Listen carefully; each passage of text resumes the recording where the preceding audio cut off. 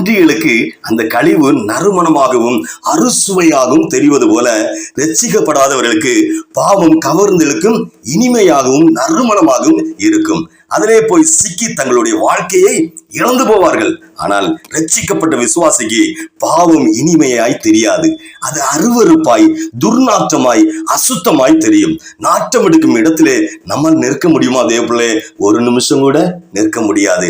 எவ்வளவு சீக்கிரம் அங்கிருந்து ஓட முடியுமோ அவ்வளவு சீக்கிரம் அங்கிருந்து ஓடி விடுவோம். அப்படித்தானே?